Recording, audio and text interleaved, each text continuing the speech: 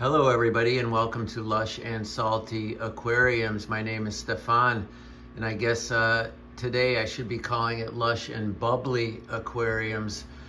This is like champagne in here, effervescent. I have a CO2 system in this tank, and it's the only one where I'm using a larger canister, a 5-gallon canister.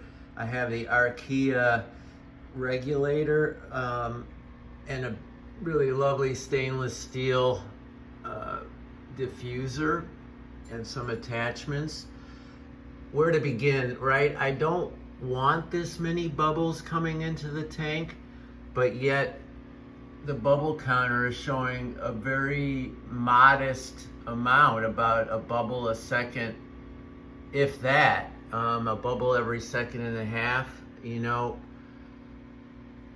and yet I'm getting this like effervescence in the tank. And the tricky part, the frustrating part is with this Archaea system, and I've seen a comment online to this effect.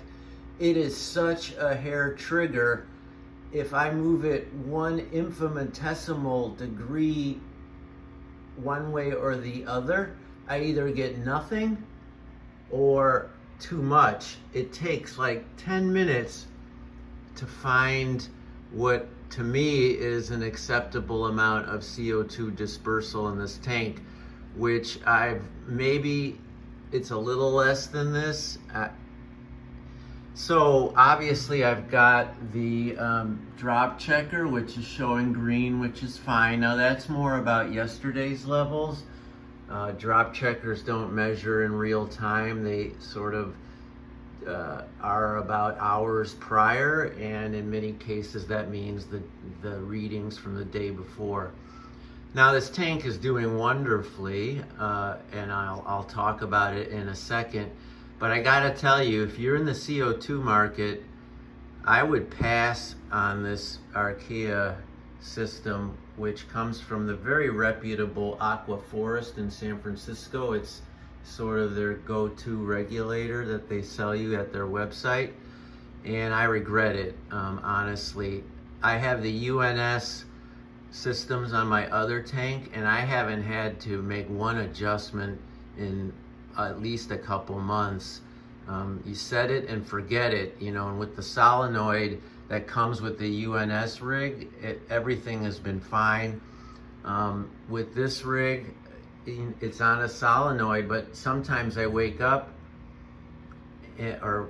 sometimes when it kicks in the evening, right when the lights go on, which is what you want a solenoid to do, to turn on either just before or at the same time as your lights, because CO2 is meaningless in a dark aquarium. You need photosynthesis process in order for the CO2 to be absorbed by the plant life. That works, the solenoid works, but sometimes the bubbles are just shooting out rapidly and sometimes not at all. So in a sense, I'm not getting what I paid for, and not in a sense, I'm just not, and I regret it. And if it wasn't, relatively expensive, I would set up another one, and I'll probably end up having to do that eventually anyway. So don't get that, okay? There's so many other options out there. Start with the UNS mini regulator. It's really nice, about $100. This cost almost twice that, and I don't like what I'm getting out of it at all. Obviously, if I keep tinkering, I'll get the CO2 I need, and the plants are proof of that. They're doing wonderfully. I gave this tank a decent trim a couple weeks ago, so that's why the stem plants in the back haven't reached the top yet, but they're getting about a 1/4 inch of new growth every day. And I've got this stem plant, and it's same kind in the center back, and then to the far right, another beautiful variety with red and green, and then the Rotala Willecki in the center. And it's all doing, really well. I've got the Hygrophila pintafata all throughout this tank. Here it is in its kind of stem form.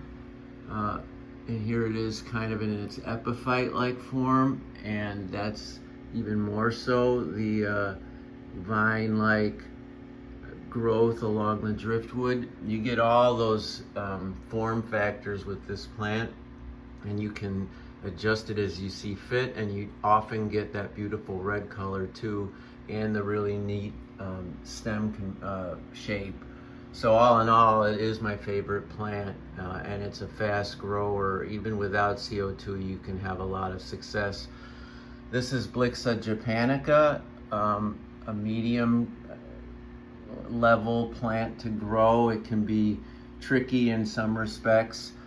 You have to separate it a little bit like dwarf hairgrass, sort of pulling the pieces apart. And while it has roots, they tend to be like a pointer, and so when this gets too fat, the plant has a tendency to literally uproot itself and float to the top. So for those reasons and the need for CO2, it would definitely be a medium difficult, but it's got a great condensed bush. It doesn't send out runners, or if it does, they're very slow in coming out. It more or less just gets puffier and puffier, and it keeps that spiked sort of bush feature, which I like and so many others do too. This is Alternatha Renecki. I have one great specimen here and one okay specimen there. I used to have a whole bunch of it, but it grew too mushy and kind of leggy, mushy, and I just ripped it all out and kept these two. And it's like a red carnation on a tuxedo, right? A beautiful red flower against the brown, gray, and green, which are the primary colors of this tank. I've got Sterigone repens, S repens on either side. And I've got this awesome piece of driftwood, the throne as I called it in earlier versions of this tank. When I was recording it, you could really see it as looking just like a throne surrounded by the Cero stone. Now it competes with the plants for attention, which is generally what I want. Some people say you should either make it about the hardscape or make it about the plants, but don't try to do it all. You know, good luck when you're growing a lot of plants. Sometimes they will tell you what the tank is going to be about.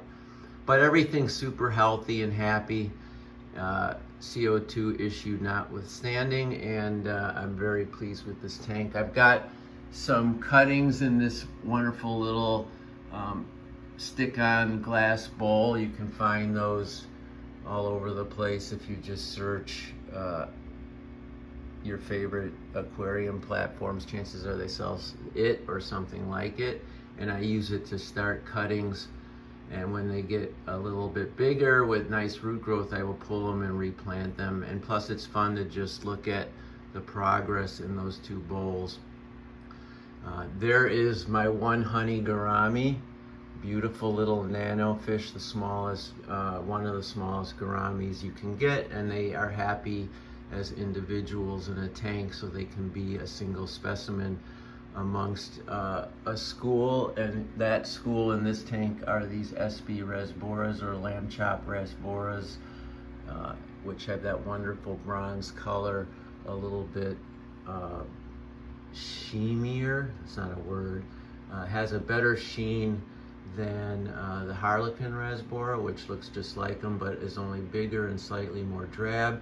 I find these to be a way better option because you can get a few more because they are smaller and the colors are more vibrant. I've got a mono shrimp and Panda Coreodora in here, and Autosynclus. I've got this wonderful ivory mystery snail, which I adore. I'm gonna get some more of mystery snails because these tanks are big enough to where those snails are not too big.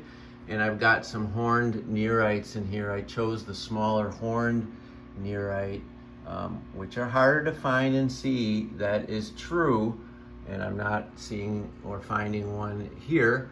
But if they do lay eggs, they're nothing like their cousins, the regular nearite or olive nearite or zebra nearite, which lay those white eggs everywhere that don't hatch because they need brackish water, and so you get a bunch of white dots everywhere, so it looks like your hardscape has ick. And I don't like that because they're a pain to try to brush off, and you end up just living with it. So I wanted to talk about that CO2 system, give you an update on this tank, and those were the 2 bullet points for this video. All in all, it's the system I look at the most because it's directly at eye level in front of my chair, and I'm happy to share it with you now. As always, folks, keep your hands in the tank. Ciao for now.